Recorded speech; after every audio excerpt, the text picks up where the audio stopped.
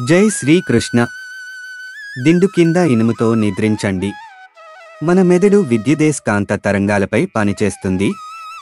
కాబట్టి మీ చుట్టూ ఉన్న గదిలో లేదా మీరు నిద్రిస్తున్న ప్రదేశంలో అసాధారణమైన అయస్కాంత క్షేత్రం ఉత్పన్నమైతే అది మన నియంత్రణలో లేని నిద్ర స్థితిలో మెదడు యొక్క పని సామర్థ్యాన్ని దెబ్బతీస్తుంది మరియు దయ్యాల కలలు సాకారం అవుతాయి. ఫ్లిండర్స్ బార్లు ఓడ యొక్క అయస్కాంత దిక్సూచి క్రింద ఉపయోగించబడతాయి. అయస్కాంత క్షేత్రంలో లోపాలను సరిచేయడానికి ఉపయోగించే మృదువైన ఇనుప కడ్డీలు ఫ్లిండర్స్ బార్లు నౌకలను ఉంచిన తర్వాత దిక్సూచిని సరిచేసి సరైన దిశను చూపుతాయి. ఇలా కొన్నాళ్లుగా ఈ మూఢనమ్మకం కొనసాగుతోంది. కానీ దిండు కింద ఐరన్ ఎందుకు పెట్టుకుంటారో ఎవరికీ తెలియదు.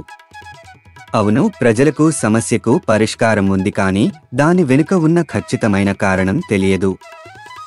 దిండు కింద ఇనుప వస్తువును ఉంచి నిద్రించడం ద్వారా అది ఫ్లిండర్స్ బార్స్గా పనిచేసి దాని చుట్టూ ఏర్పడిన అసాధారణ అయస్కాంత క్షేత్రాన్ని తొలగిస్తుంది. తద్వారా మెదడుకు కలిగే ఆటంకం తగ్గి మనిషి బాగా నిద్రపోతాడు.